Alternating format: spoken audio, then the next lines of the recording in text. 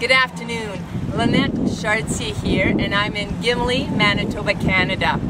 And this afternoon I'm taking a break from my walk and from the day that we're enjoying outside to bring you this message. As we're beside, Lake Winnipeg and looking at some of the sailboats, it's reminding me of the Olympics that are going on. Now, I'm not a big TV watcher and I don't read the newspapers a whole lot, but I have seen many reports and newscasts of the Olympics. And in the past week, one particular newscast and one article really caught my attention. The newscast was reflecting upon the young girl who sang at the opening ceremonies.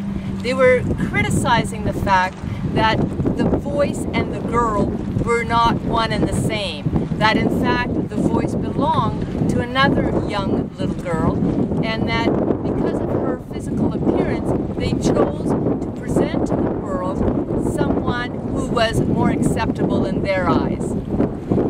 On another note, but still along the same theme, in the newspaper they were doing a report on Beijing and talking about the walls that had been erected in some of the communities in order to hide some of the poverty and some of the less favorable. So with that, there was a lot of criticism against the people of China and of Beijing.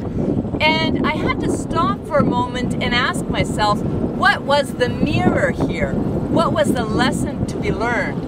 And I guess the situation in Beijing, it was because of the magnitude of the event that those two cases were so flagrant.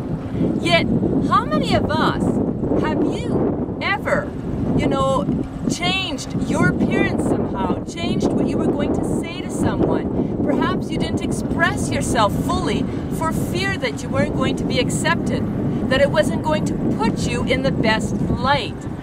How many of us, worried about what other people would think, have not been true to ourselves? We haven't been authentic. I think not being true to yourself and not being authentic is as much of a crime as anything these people could have possibly done in the face of their games. Yet it was more flagrant, perhaps more upsetting to some because of the magnitude. So my question to you would be, where do you wear masks in life? Is it with your family, extended family? Is it perhaps with your work colleagues? Is it perhaps in your social settings?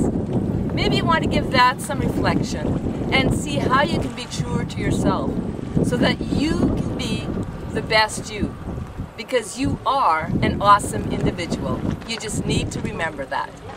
This has been Lynette Chartier with thepowerisinyourhands.com, and as my gift to you today, you can go to www.10stepstosuccess.com and download your free personal development book. And until I see you next time, make it a great day.